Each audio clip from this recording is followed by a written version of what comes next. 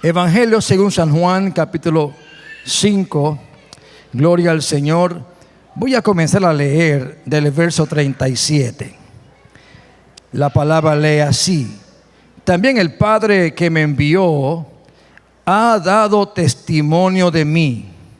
Nunca habéis oído su voz, ni habéis visto su aspecto, ni tenéis su palabra morando en vosotros, porque a quien Él envió, vosotros no creéis. Escudriñad las Escrituras, porque a vosotros os parece que en ellas tenéis la vida eterna, y ellas son las que dan testimonio de mí. Y no queréis venir a mí para que tengáis vida. Gloria de hombres no recibo. Mas yo os conozco que no tenéis amor de Dios en vosotros. Yo he venido en nombre de mi Padre y no me recibís. Y si otro viniere en su propio nombre, a ese recibiréis. ¿Cómo podéis vosotros creer?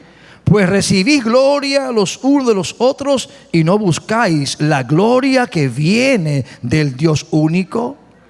No penséis que yo voy a acusaros delante del Padre. Hay quien os acusa, Moisés, en quien tenéis vuestra esperanza.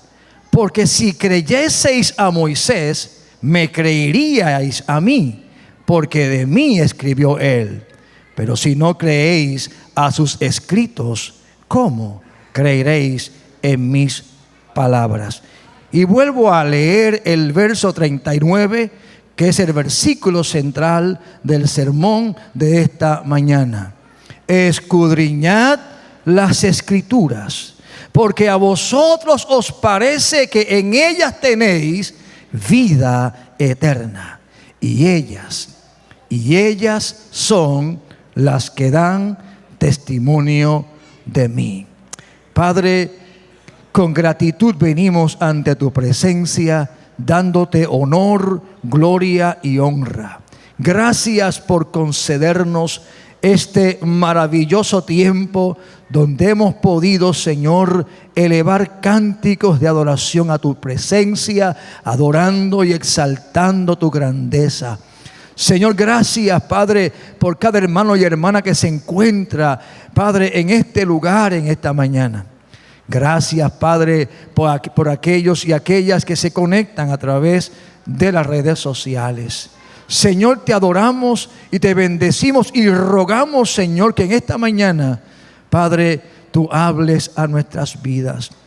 Que en esta mañana, Señor, tú obres conforme a la necesidad de cada corazón que se encuentra en este lugar. Esto no es posible, Señor, por medio de la sagacidad o la capacidad humana. Esto es posible porque tú eres el Dios que conoce cada corazón, el Dios que sabe el ruego de cada vida que se encuentra aquí, el Dios todopoderoso, aleluya, que puede obrar aún mucho más abundantemente de lo que pensamos y esperamos. Glorifícate, bendiciendo, sanando, salvando, libertando en el nombre poderoso de Jesús. Bendice a los niños que irán a su experiencia de adoración. Usa a cada maestro en el depósito de esa palabra en los tiernos corazones de estos niños. Padre, que esta palabra quede grabada, como también la palabra que será depositada a todos cuantos estamos aquí reunidos en esta mañana. Toda gloria y toda honra siempre es tuya, Señor. Recíbela en el nombre de Jesús. Amén. Pueden sentarse, amados. Gloria al Señor. Los niños pueden bajar a su experiencia de adoración. También me complace grandemente ver a la hermana Evelyn con nosotros. Amén. Ya el domingo pasado ella estuvo aquí. Amén. Y como le decía en la puerta, ella es de esta casa. Amén. Así que qué gozo, amén, poder verle. Quiero dar las gracias a los hermanos que nos acompañaron a la experiencia de la conferencia internacional. Fue un tiempo extraordinario, un tiempo glorioso, como también felicitar a nuestra hermana Débora. Oramos por ella también en esta mañana, también por Ruti, su hermana, que gracias a Dios fue dada de alta. Amén. Y gracias a Dios por la vida de Débora y el mensaje que predicó el domingo pasado. Cada palabra que recibimos ese fin de semana, tanto aquí localmente como también allá en la experiencia de la conferencia internacional, fue extraordinaria. Y a Dios damos la gloria y la honra. Comienzo diciéndoles en esta mañana que el tema que se trabajó el fin de semana pasado, y que ha sido el tema que ha dirigido los trabajos de ICP Internacional, es contender por la fe. Y vamos a seguir enfatizando, amén, ese lema, porque creo que no solamente es el lema para un tiempo, para un año, es un lema que debe acompañarnos todo el tiempo. Porque todo el tiempo tenemos que defender la fe. Ahora, nosotros también estamos trabajando el tema, amén, persistiendo en la palabra.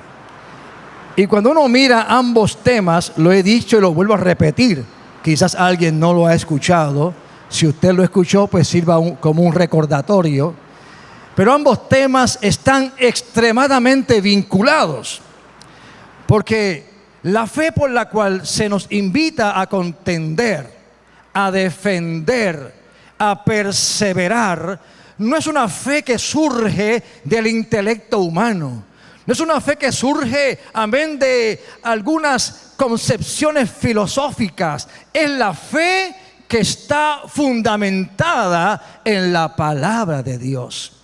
Por eso que la fe por la cual tú y yo contendemos es la fe que está revelada en la palabra de Dios. Amén.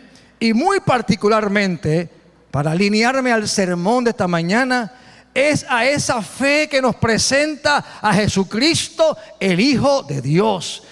Dios hecho carne, el Cristo que salva, el único camino al Padre. Oh, gloria al Señor. Fuera de Jesús no hay salvación. Por eso que la fe por la cual contendemos, la fe que creemos y que defendemos, es esta verdad salvífica, la verdad de un Salvador, Cristo el Señor, como dijeron los ángeles en su anunciación. Por eso usted y yo tenemos que estar entendidos, amén, comprendiendo qué significa esa verdad poderosa de la salvación del hombre, de la fe puesta en Jesús. Así que esta es la fe por la cual estamos contendiendo. Y Jesús nos invita en esta mañana, a través de este pasaje, a escudriñar esta revelación en su palabra. Usted y yo no vamos a encontrar esta verdad sino en la palabra de Dios. Y a eso queremos dedicar esta mañana, amén, el sermón de este día. Enfatizar, amén, que para conocer a Cristo, para amar a Cristo, para defender la fe en Cristo, no hay otro lugar donde encontrarlo sino en la palabra de Dios. Y Cristo exhorta en este pasaje específicamente a que hagamos ese escudriñar de la palabra de Dios. Para que entendamos el momento en que Jesucristo expresa estas palabras, tenemos que hablar un poco de ese contexto. ¿Qué está pasando? ¿Dónde está Jesús? ¿A quién les habla Cristo estas palabras? Rápidamente, en unos minutos, permítame hablarle de ese contexto. Jesús se encuentra en Jerusalén. Llegó allí a Jerusalén y específicamente se encuentra situado en un lugar llamado Betesda. Allí hay un estanque. Un estanque donde acudían a él los enfermos, los paralíticos, porque de cierta vez en algún tiempo las aguas se movían y aquellos que lograban o el que lograra alcanzar tocar el agua en ese movimiento quedaba sano. Allí había un paralítico que tenía, 38 años de enfermedad. No dice que esta es la edad que tenía él. Podía haber tenido más años, porque no se dice cuándo él, fue afectado por esta parálisis. El asunto es que hacía 38 años él estaba adoleciendo, padeciendo de esta condición. A Jesús se acerca y le hace una pregunta que parece casi académica. ¿Tú quieres ser sano? ¿Qué usted cree que sería la respuesta de este hombre? Pero como este hombre no tenía expectativas de que Jesús le sanara, él recurre a lo que él sabía. ¿Y qué él sabía él? Que para ser sano tenía que llegar a las aguas y llegar primero que cualquier otro. Era una carrera despiadada para él, porque él no tenía posibilidades de poder adelantarse a cualquiera que padeciera cualquier condición que no le permitiera caminar, que le permitiera caminar.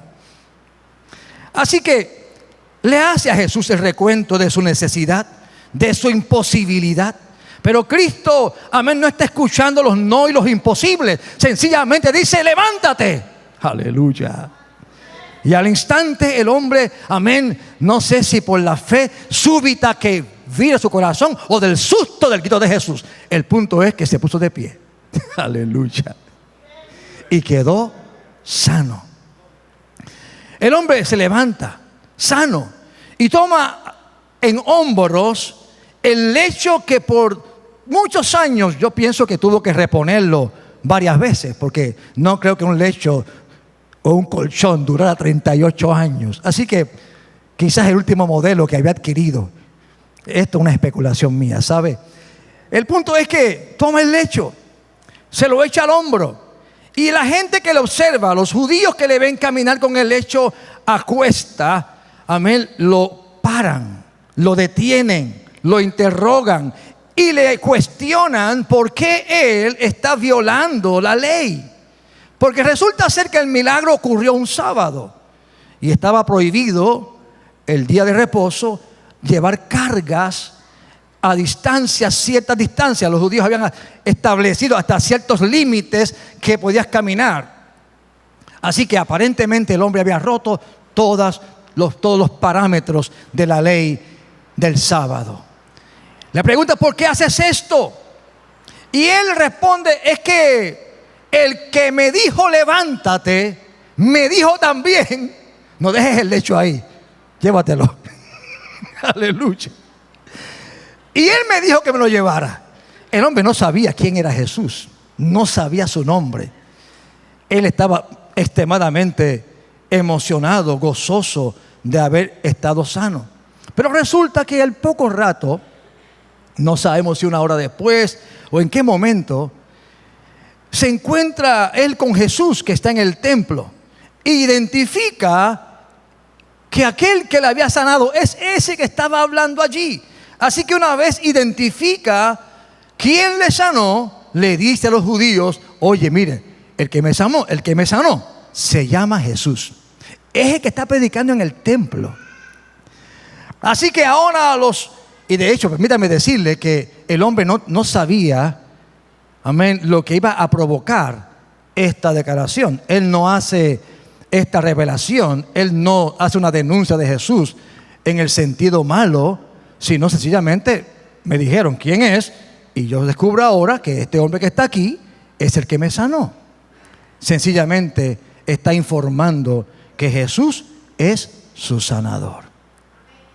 Pero ¿qué ocurre entonces en la vida de aquellos hombres judíos que ven el milagro, que ven la grandeza de poder evidenciar con sus ojos la tragedia de un hombre que por 38 años estaba paralítico y ahora lo ven caminar? ¿Usted no cree que sería suficientes motivos para dar gracias a Dios, para adorar y reconocer aquel a través del cual el hombre había sido sanado. Pues ¿sabe qué? No hubo gozo, no hubo exaltación, no hubo un reconocimiento de Dios, sino por el contrario, hubo una dura crítica hacia Jesús. Se inicia una persecución hacia Cristo porque Él rompió la tradición del sábado, porque Él hacía milagros, porque Él se hacía llamar Hijo de Dios, porque Él se hacía igual a Dios. Y esto inició una persecución sobre Jesús. Y dice que ellos lo perseguían para darle muerte. Y Cristo comienza a hacer o a dar una respuesta a estos hombres. Y lo interesante del caso, y no perdamos de perspectiva, que eran gente que decían conocer a Dios. Una cosa que vamos a mirar en el sermón es que hay buenas cosas que se dicen de Dios. Hay gente que dice que conoce a Dios, que hay un creador en el universo, hay un arquitecto que todas las cosas las hizo, pero no todos reconocen a Jesucristo como el Señor de sus vidas. Es una triste, lamentable tragedia el que alguien pueda decir: yo sé que hay un Dios. El universo no se pudo crear solo, pero que a la misma vez no den lugar a entender que Jesucristo es el Salvador y que necesitan establecer una relación con Cristo. El resto de este capítulo, Jesucristo lo va a dedicar a probarles a ellos quién es Él, el Dios y Padre Celestial a quien ellos dicen conocer es su Padre. Él viene de Él. Él hace lo que hace porque Él viene del Padre. Él es igual al Padre en divinidad. Gloria al Señor. Amén. A probarles a ellos que hay un testimonio que ha sido dado para que crean esta verdad. Por eso Cristo comienza en su respuesta a los judíos, en primer lugar, para establecer y dejarle ver a ellos cuál es su relación con el Padre. Y voy a ir rápido en esta parte porque quiero concentrarme en el verso 39. ¿Qué cosas expresa Jesús que describen cuál es su relación con el Padre? Número 1, Jesucristo dice que su relación con el Padre es de tal naturaleza que lo que Él ve, o sea, Él ve al Padre. Es una relación íntima, al punto que Él dice que lo que ve hacer al Padre, Él también lo hace. Verso 19. Segundo, Él revela que esta relación es una relación de amor, porque el Padre ama al Hijo y el Padre le muestra todas las cosas. E incluso el Padre le ha dicho: mayores cosas tú harás. Verso 20. La relación de Jesucristo con el Padre es de tal naturaleza que así como el Padre levanta a los muertos y da vida, Cristo también da vida. Oh, gloria a Dios. Número 4. El Padre recibe honra. Oh, gloria a Dios. Y aquí, este es el punto culminante para los judíos. El Padre recibe honra. Los judíos no tienen problema en honrar al Padre. Pero ¿qué pasa cuando se trata del Hijo? Y Jesús dice que el Padre recibe honra, porque el Padre a nadie juzga, sino, dice el verso 22, todo juicio lo da al Hijo, para que todos honren al Hijo como honran, aleluya, al Padre. Y el que no honra al Hijo no puede decir que honra al Padre. Usted sabe que hay grupos religiosos que pretenden tributar una honra al Padre, pero le restan la honra al Hijo. Entonces son como los judíos de aquel entonces.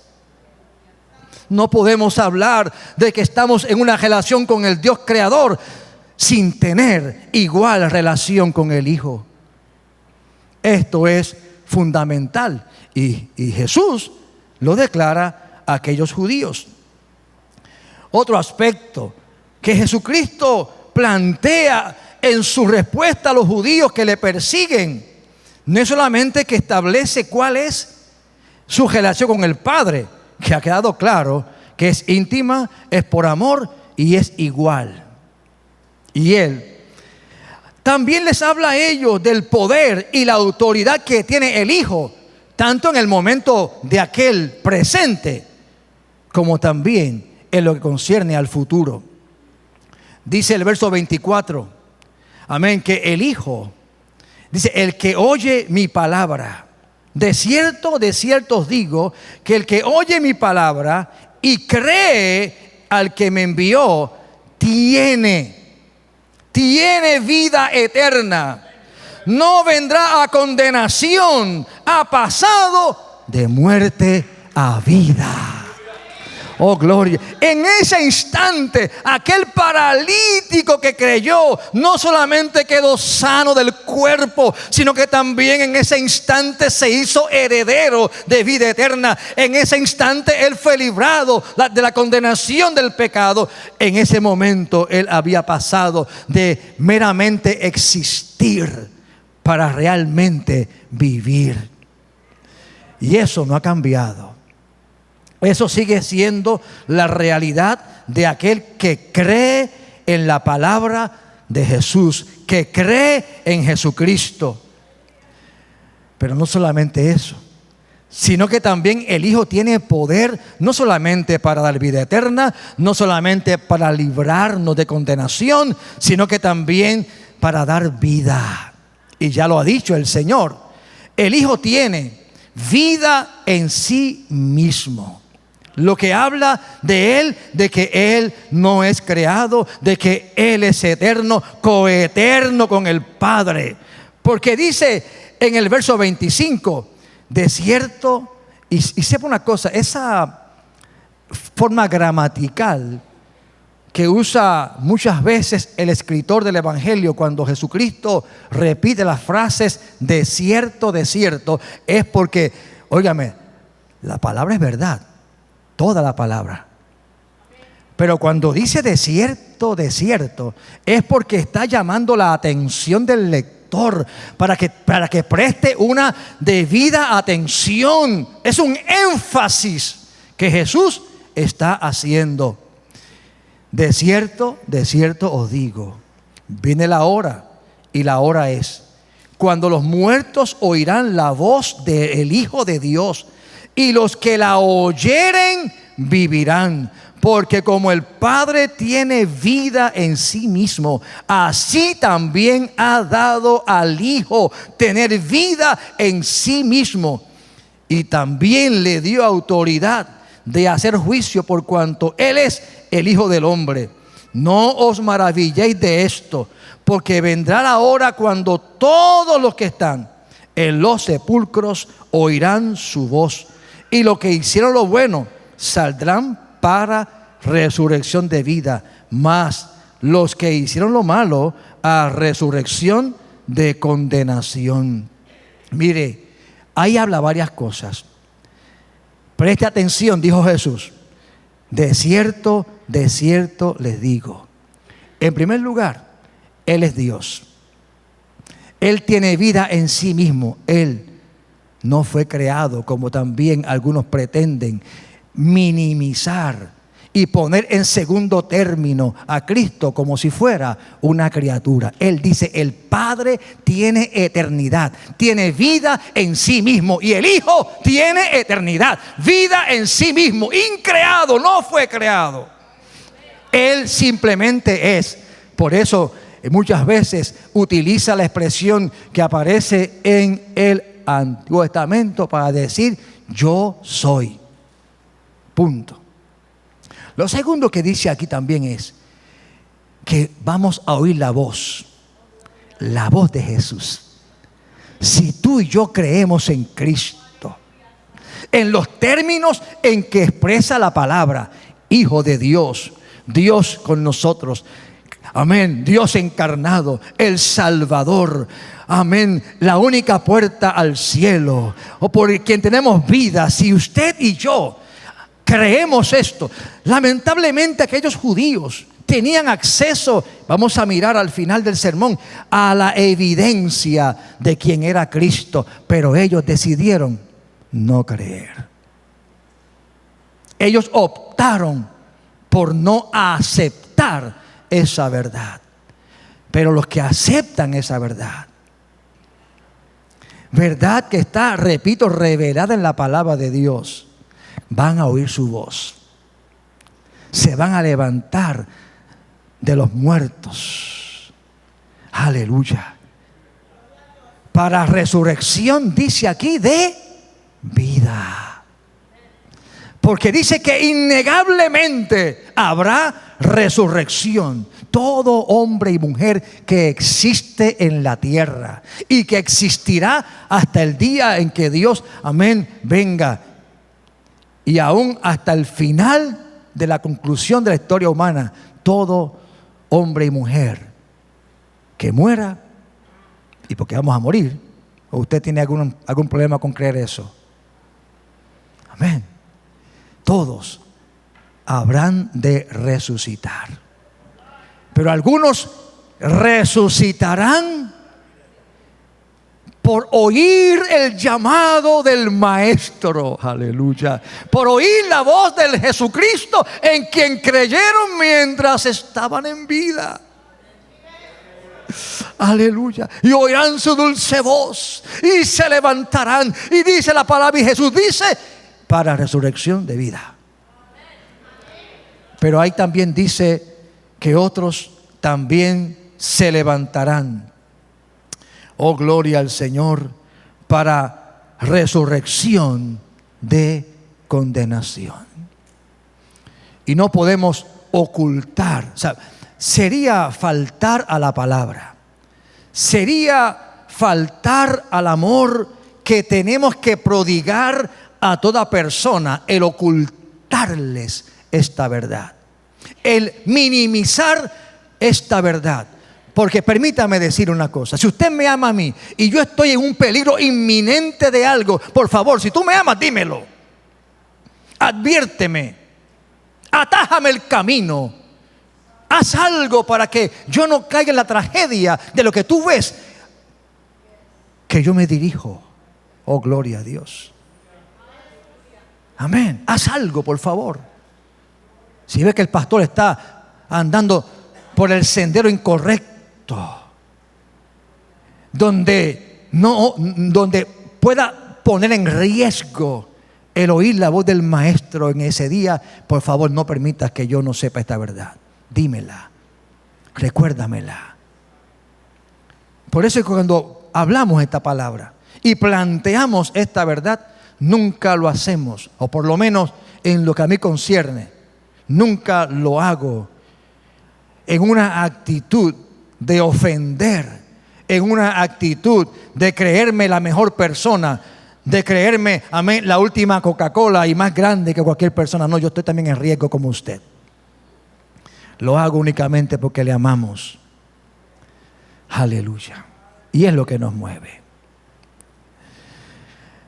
Entonces, después que Cristo ha planteado todas estas verdades, que son muchas, poderosas, esenciales, cruciales, después que Cristo plantea todo esto, entonces llama a los testigos.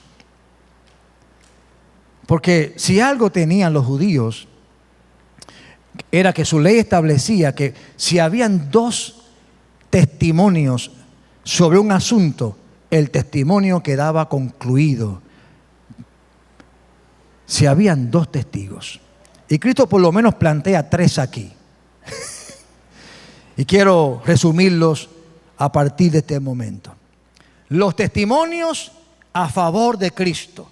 Podemos ver en los versos que siguen 3 planteamientos o 3 testimonios que Jesucristo alude para probarles a ellos que lo que ha dicho es firme y verdadero. Primero, llama como testigo al Padre. De hecho, que es el testigo principal. El testimonio principal es el del Padre, que comienza a esbozarlo en el verso 31 y 32. Luego del 32 hay como yo pienso y lo llamo un paréntesis.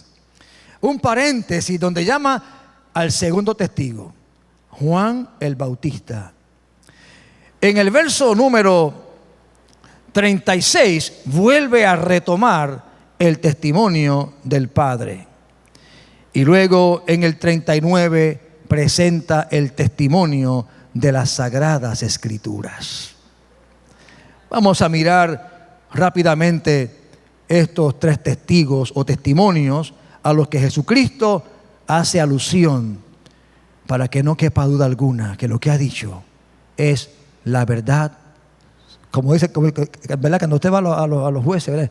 Usted promete decir, bueno, levante la mano, la verdad, solo la verdad y nada más que la verdad. Ahí en los tribunales eso está entredicho. Pero cuando se trata de Jesús, Él dice la verdad, solo la verdad, nada más que la verdad. Él es la verdad. Iniciando en el 31, la Escritura dice: si yo doy testimonio acerca de mí mismo, mi testimonio no es verdadero. Primer planteamiento, si yo hablo de mí, porque mire, si usted habla de usted mismo, pues qué bien. Yo creo que usted no va a decir nada muy malo de usted, ¿verdad que no? Casi siempre pintamos el cuadro mejorcito, el mejorcito que tengamos, ¿verdad? Algunos son más transparentes que otros, pero yo creo que usted no va a hablar lo que no le gusta de usted mismo. Ahora Jesús dice, otro es el que da testimonio acerca de mí. Y sé que el testimonio que da de mí es verdadero. Luego está el paréntesis que les hablé. Y en el verso 36, y voy a saltar al 36 para seguir la secuencia del testimonio del Padre. Él dice, hay uno que da testimonio de mí. Y ese testimonio que ese da de mí es un testimonio verdadero. Es un testimonio fideligno. Y comienza a decir, a expresar esta verdad concerniente al Padre. Mas yo tengo mayor testimonio que el de Juan, dice el 36. Porque las obras que el Padre me dio para que cumpliese, las mismas obras que yo hago, dan testimonio de que el Padre me ha enviado. Dice, Jesús ya había dicho, yo no puedo hacer nada sin el Padre. Él había dicho ya, lo que veo que el Padre hace, yo hago. Él ha dicho ya que el Padre da vida y Él da vida. Todo eso lo ha dicho. Ahora dice, ¿qué están viendo ustedes?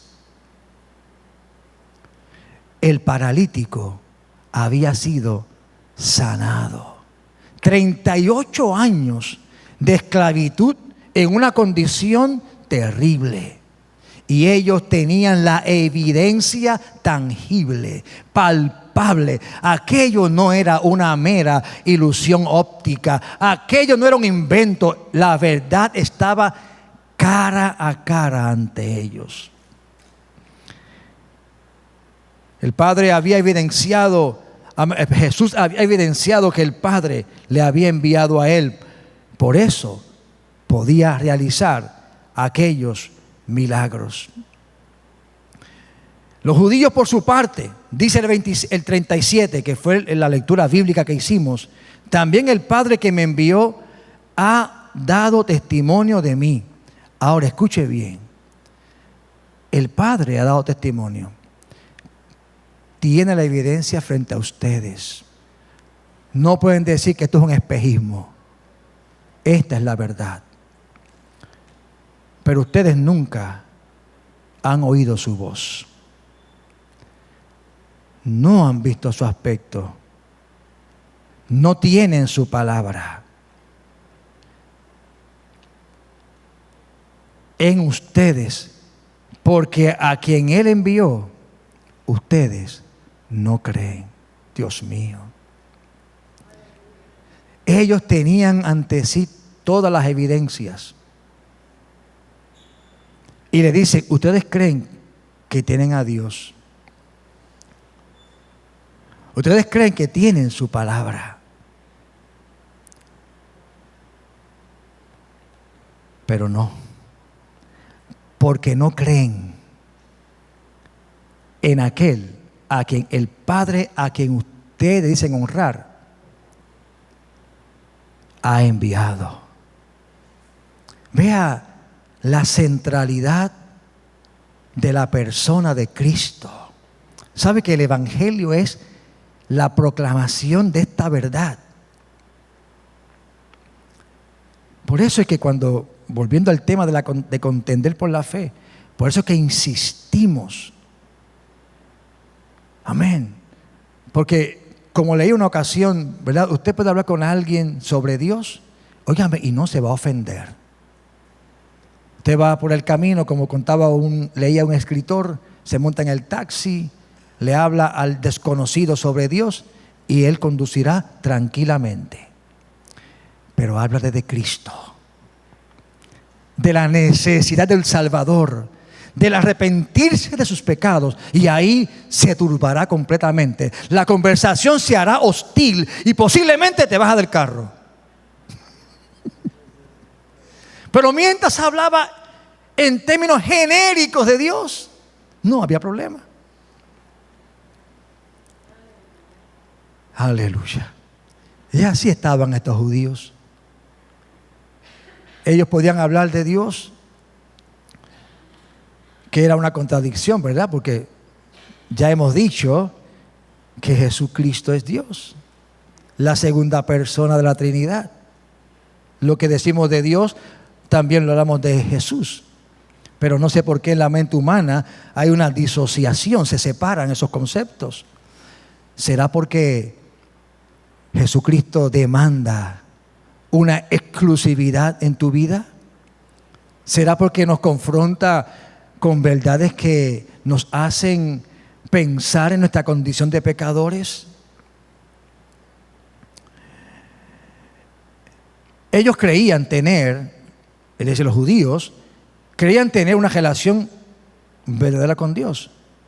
Creían en Dios como creador, como un Dios que intervenía en la historia, como un Dios que llamó al pueblo de Israel, pero increíblemente no creían que Jesucristo era el Hijo enviado de Dios. A este rechazaron. Entonces no basta creer en forma genérica respecto a Dios si rechazamos a Jesucristo, su Hijo. No podemos tener una relación con el Dios verdadero si rechazamos tener una relación con Cristo. Ahora vayamos al segundo testigo. Bueno, habían 3 testigos, ¿verdad, Juan? Déjeme regresar al versículo 33 y 35 que salté para seguir con lo del Padre. Dice en el verso 33 que Jesús alude a Juan el Bautista. Y dice que Juan dio testimonio de la verdad. Y aunque Jesús dice, yo no recibo testimonio de hombre alguno, mas digo esto, para que ustedes seáis salvos. Él era la antorcha que ardía y alumbraba, y vosotros quisisteis regocijaros por un tiempo en su luz. Permítanme poner en ajo y habichuela esta expresión. ¿Qué yo veo aquí? Jesús dice, además del Padre, hubo un ser humano, un hombre, un mortal, pero no cualquier mortal, enviado por Dios para abrir camino. Y Juan dijo verdad. Porque ¿qué dijo Juan? En el registro bíblico aparece el momento cuando Juan se señala a Jesucristo que está en el Jordán y dice estas palabras: he aquí, aquí está. Voy a intercalar algunas palabras. Aquí está el cumplimiento de los profetas. Aquí está la esperanza de Israel. El Mesías que tanto esperamos está aquí. Y Juan dice: el Cordero de Dios que quita el pecado del mundo. Así que Jesús dice: este hombre mortal, y yo el testimonio que recibo por excelencia es el quien es del Padre, pero por causa de ustedes que lo vieron, por causa de ustedes que lo escucharon y que incluso se regocijaron en esa verdad, porque si estaba diciendo aquí está el Mesías, ¿qué era lo que más esperaba el pueblo de Israel? El Mesías. Así que era una noticia de gozo, pero el gozo le duró poco tiempo. Cuando aquel Mesías, amén, cuando aquel Jesús comienza a decir quién es Él, las demandas, muchos de los que se alegraron por un poquito de tiempo, se les acabó el gozo. Que no nos acabe, que a nosotros no se nos acabe el gozo. Amén. Y ahora sí vamos al tercer testigo y con esto vamos a concluir. En el verso 39, Jesucristo llama al estrado su tercer testigo en mi análisis del capítulo.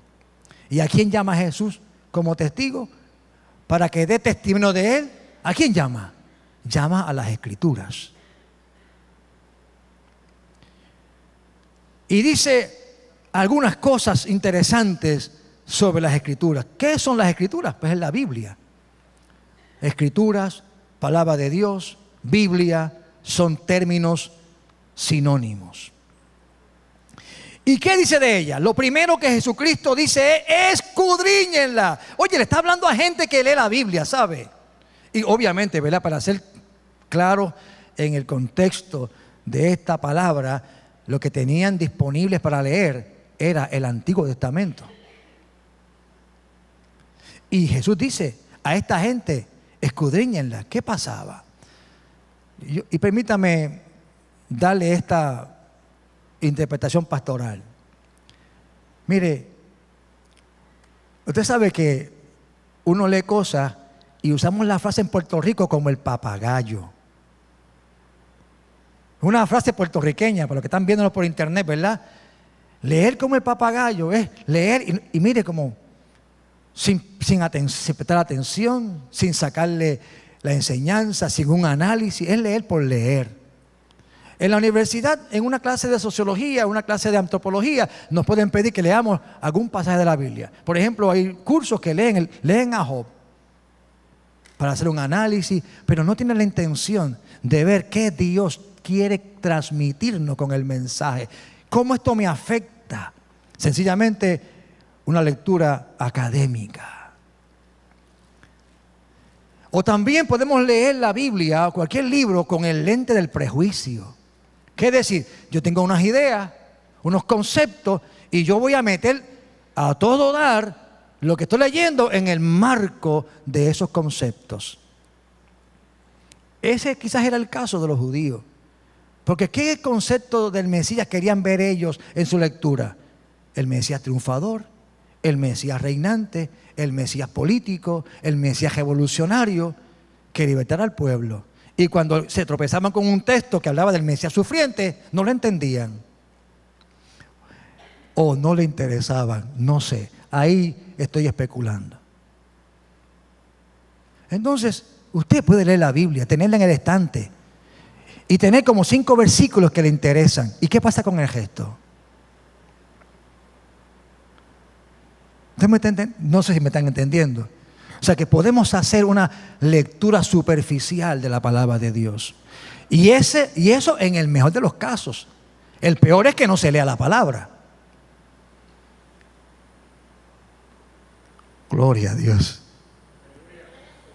Y entonces, es estos judíos tenían acceso a la palabra.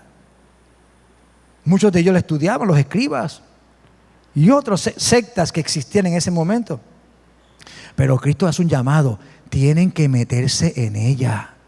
Porque la expresión que utiliza Jesucristo, escudriñar, amén, en el lenguaje del griego del Nuevo Testamento implicaba considerar detalladamente, someter a un análisis con el fin de descubrir el significado o las características esenciales. Entonces no era una lectura papagayo. Por eso es que ellos estaban en esta lamentable contradicción. Sabían sobre Dios, pero no habían visto a Cristo allí revelado. Así que Jesús invita a hacer este ejercicio. No podemos quedarnos, como decía, con algunos versos que alivian nuestras necesidades diarias. Y no está mal con esto, ¿sabe? Este señalamiento no es una crítica. Si yo tengo un par de versículos que siempre estoy mencionándolos porque me dan fortaleza, porque me ayudan, esto es bueno. Pero usted tiene que caminar un poquito más allá. Usted tiene que comerse esos 5 versículos y el gesto de la palabra de Dios, que fue el sermón que predicamos, no sé en qué momento de esta serie, amén, bien al principio del año. Hay que comer la palabra de Dios, porque usted no deja de comer. Y ahorita mismo, y ya las tripas están diciéndole: tengo hambre. Y está pensando: voy para Chile o voy para allá. Y ya están pensando que se van a comer. Porque tienen necesidad de ingerir alimentos. Pues así mismo tenemos que tener necesidad de ingerir la palabra de Dios. Amén. Establece también estos versículos no solamente la importancia, sino también la razón por la cual debemos escudriñar la palabra de Dios. Jesús dice: porque a vosotros os parece que en ellas tenéis la vida eterna. Óyeme, si tú piensas, si tú estás claro, óyeme, que allí hay vida, no solamente para vivir en esta tierra, sino para vivir aún más allá. Óyeme, eso es importante. Si ahí me dice: mire, yo veo muchas personas, ¿verdad? Y amén, mira, leíste el artículo tal. Sí, ¿de qué trata? De cómo bajar 50 libras en 1 hora.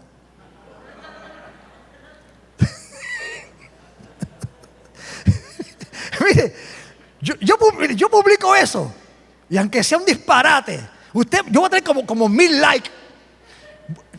Y al día, ya en la noche, como 15,000 seguidores. Porque la gente está ávida de bajar de peso. Porque es importante para ellos. Porque es necesario para ellos. Óyame. Y es pura tontería lo que estoy diciendo. La Biblia es esencial para nosotros. En ella tenéis la vida eterna. Y ellas, segundo, no solamente ellas tienen vida eterna, sino que ellas son las que dan testimonio de mí. Yo no puedo, vuelvo y repito, conocer a Jesucristo, estar en una relación con Él, si no sé lo que Jesucristo dijo, hizo y enseñó. Y el único lugar donde está eso no es en el Nuevo Día, no es en vanidades, no es en selecciones de Reader Digest. No, eso está únicamente en la palabra de Dios, en la Biblia. Oh, gloria a Dios. Amén. En tercer lugar, también yo veo aquí no solamente la importancia, la razón, sino los efectos que tiene la palabra de Dios. En primer lugar, la palabra de Dios nos confronta. En el texto dice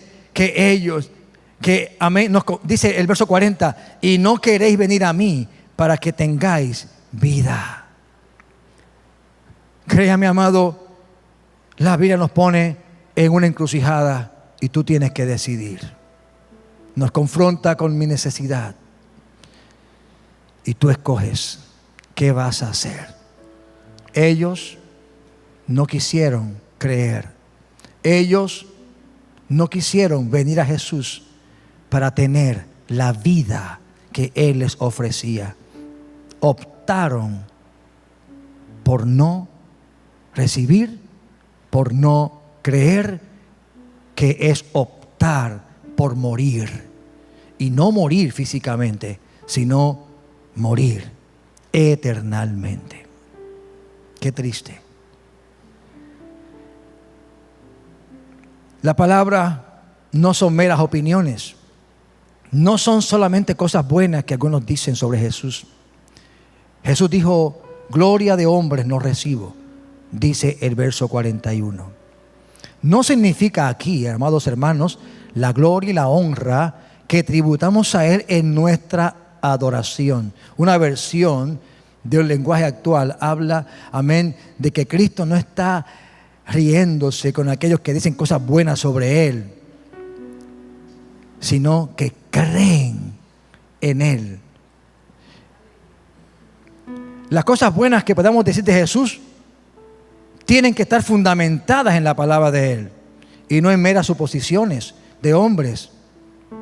Muchos dicen: Jesús es un buen maestro, Jesús es un revolucionario, Jesús es un profeta, Jesús hace milagros y maravillas, Jesús es un ejemplo de resistencia pacífica. Oh, Jesús fue un empático con las necesidades humanas. Todas estas cosas suenan bonitas y hablan bien de Jesús. Pero Cristo no se alegra con estas expresiones. Porque si tú tienes ausente en eso y obvias y pasas por alto diciendo: Jesús, tú eres mi Dios y mi Salvador. Jesús, tú eres quien perdona mis pecados. Jesús, tú eres el que me libertas de la muerte. Jesús, tu sangre me limpia. Jesús, tú eres el Hijo de Dios. Jesús, tú eres Dios. Si falta en nuestro lenguaje estas expresiones, lo demás que hemos dicho, Jesús dice: yo no lo recibo.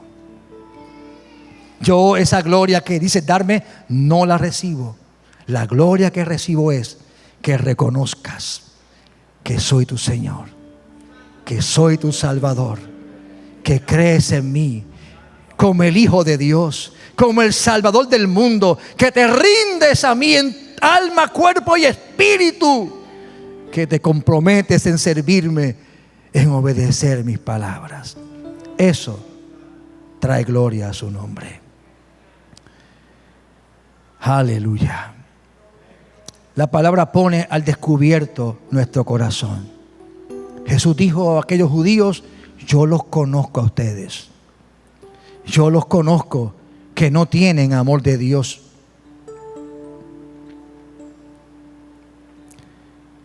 Nos descubre por la palabra de Dios es que nosotros seremos juzgados. Jesús dijo a aquellos hombres: no penséis que yo les voy a acusar a ustedes. Hay quien los acusa,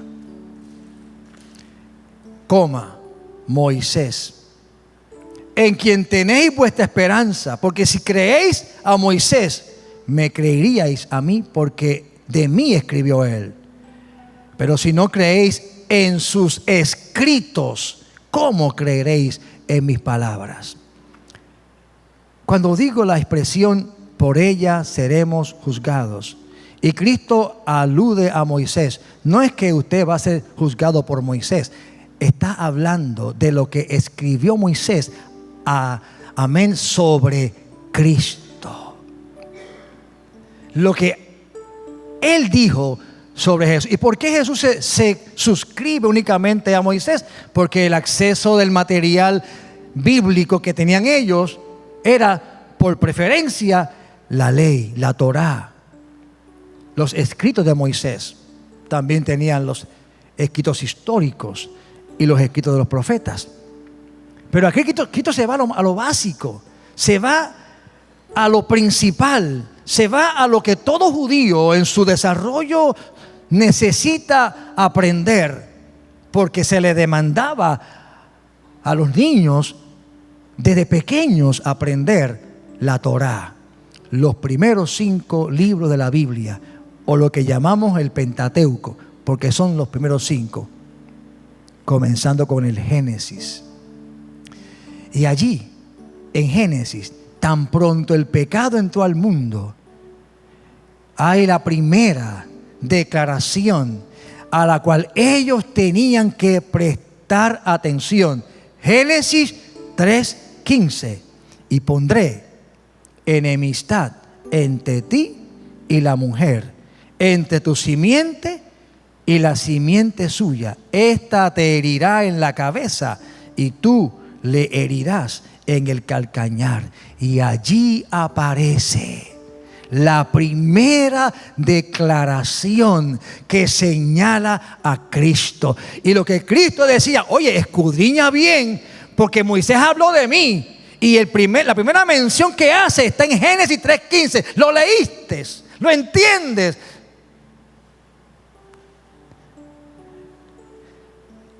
Ellos, y hay otras expresiones más, el tiempo ha avanzado, pero hay expresiones en Génesis 49:10, Deuteronomio 18:15, 18:18, que son únicamente unos ejemplos pequeños, pero poderosos, de la evidencia que Jesucristo estaba planteando ante ellos, diciendo: si ustedes leen bien la Escritura, si la escudriñan con detenimiento, van a encontrar que Moisés habló de mí.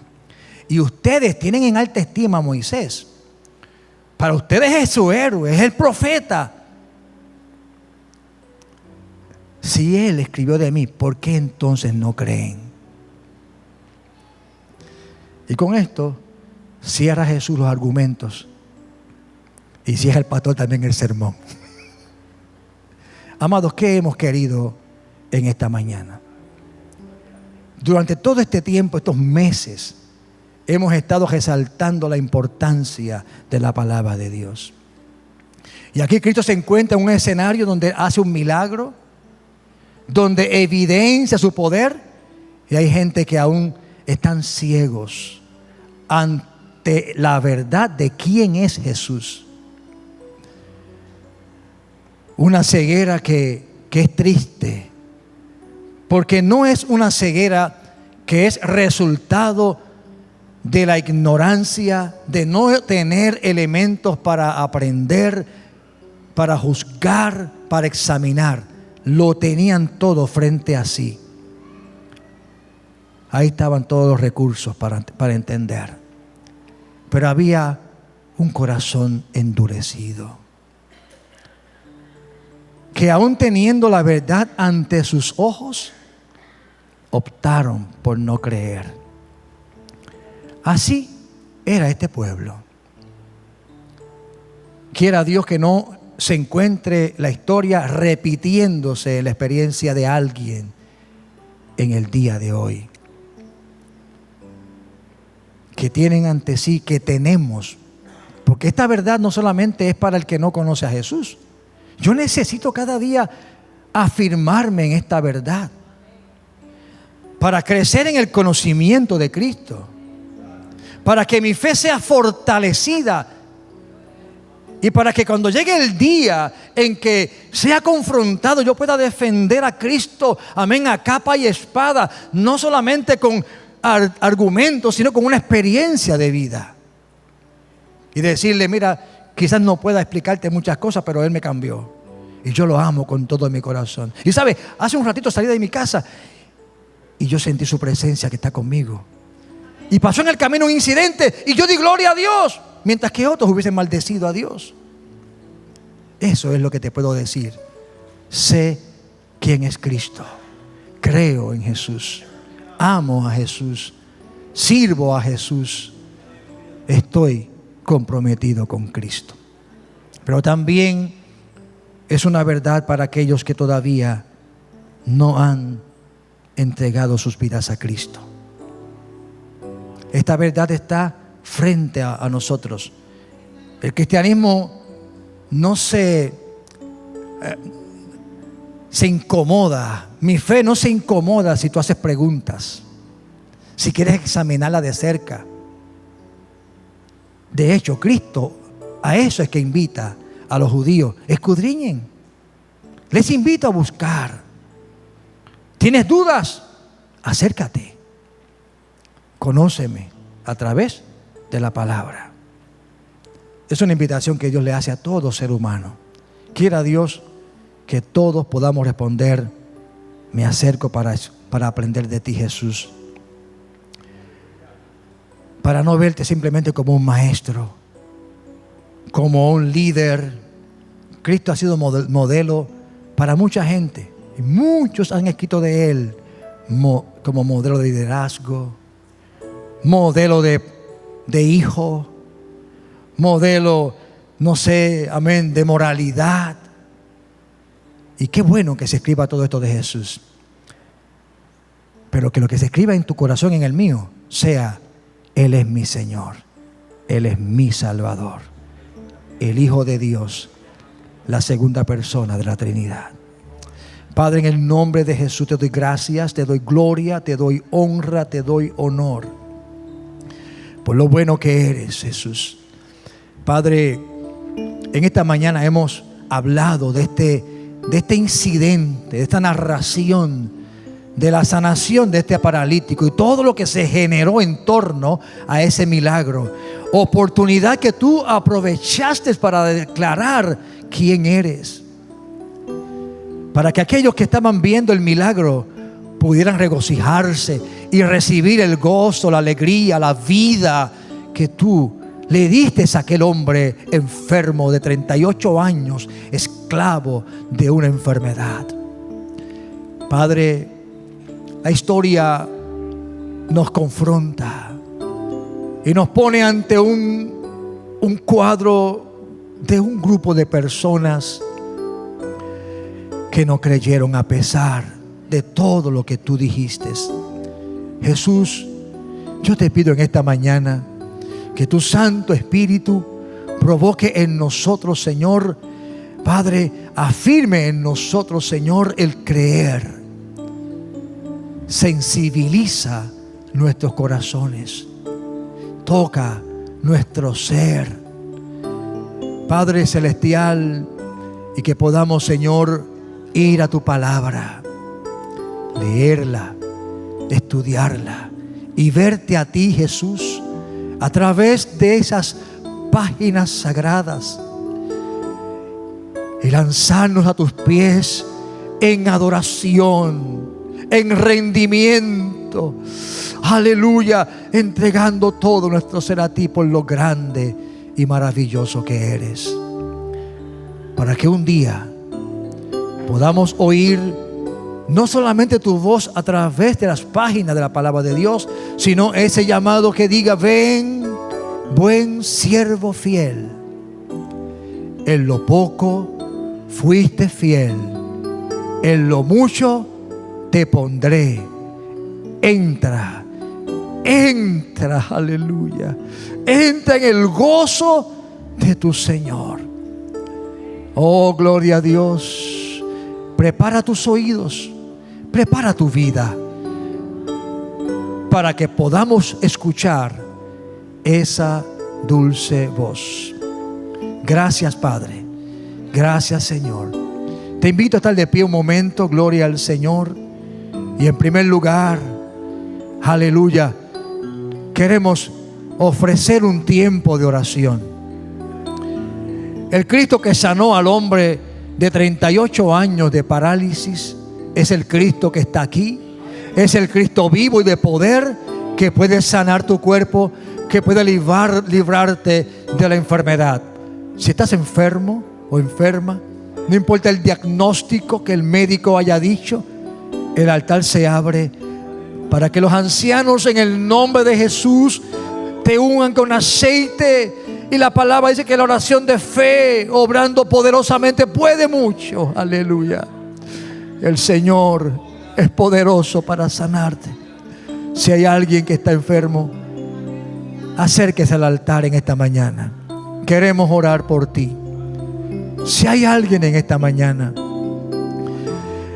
aleluya, que reconoce que no ha entrado en esta relación con Cristo, que ama a Dios, que posiblemente tenga temor de Dios en su corazón, lo cual es maravillosamente bueno, pero tienes que dar un paso adicional. Hay algo más que la palabra hoy nos ha dicho: tienes que creer en Jesús, en el Señor y en el Salvador, el que puede perdonar todos tus pecados, el que dice que te libra de toda condenación y te ha dicho que te lleva de muerte a vida. Es lo que Cristo ofrece para ti. Si hay alguien que abraza esta esperanza en su corazón y que anhela recibir a Jesús como Salvador, también el altar se abre para recibirle. Si hay alguien, por favor, acompáñenos en un momento de oración. Y en la audiencia que está allá en el hogar, que está viéndonos, también esta oferta de salvación es para ti. Aleluya. ¿Qué tienes que hacer? Algo muy simple, pero poderoso: confesar a Jesús como tu Señor y como tu Salvador. Y allá en el hogar, también, si estás enfermo y enferma, el Señor puede sanarte. Aleluya. Si hay alguien, el altar está abierto. Ponga sus manos en el nombre de Jesús, en el nombre de Cristo, en el nombre de Jesús. Y si allá en la audiencia que está viéndonos, como también aquí hay alguien que quizás por alguna razón no pasó al altar, pero el Señor que está aquí al frente en el altar también está allí para tocarte, para obrar en ti. Si es salvación lo que urge en tu vida, si es establecer una relación con Cristo, entonces di conmigo, tanto aquí en la audiencia presencial como en la audiencia cibernética, diga conmigo: Jesús, soy pecador, soy pecadora, y reconozco mi necesidad de ti. Reconozco que te necesito, Jesús. Te pido que perdones todos mis pecados. Te pido que me laves con tu sangre preciosa. Te pido que escribas mi nombre en el libro de la vida y que me limpies. Te confieso, Jesús, como mi Señor y Salvador. Te confieso como mi Señor y Salvador. Soy tuyo, Jesús. Padre, gracias por los que han orado de esta manera. Tu palabra dice que la confesión que hacemos con nuestros labios es importante. Aleluya. Y esa confesión afirma en nosotros ese compromiso contigo. Ellos son hijos e hijas tuyas. Y a partir de este momento, Señor, tu Santo Espíritu, Padre Santo, operará vida espiritual en sus corazones, en su ser. Vendrá a ser morada en ellos y en ellas. Serán llamados hijos e hijas de Dios. Señor, si alguno está enfermo, desde aquí, Padre amado, oramos. Tanto los que están en la nave, aquí al frente o allá, Señor. Padre, venimos contra toda enfermedad, contra todo dolor, allí en el hospital, allí en la casa. En este momento echamos fuera, en el nombre de Jesús, toda enfermedad en el nombre de Cristo. Ahora mismo, en el nombre de Jesús. Por tu llaga somos sanados y curados. Oh, gloria a Dios. Tú eres el que sana todas nuestras dolencias. Oh, en el nombre de Jesucristo, en el nombre de Jesús. Ahora mismo, en el nombre de Cristo, opera el milagro, Jesús. Opera el milagro, Jesús. Opera el milagro, Jesús, en el nombre de Cristo. Oh gloria, oh gloria, oh gloria.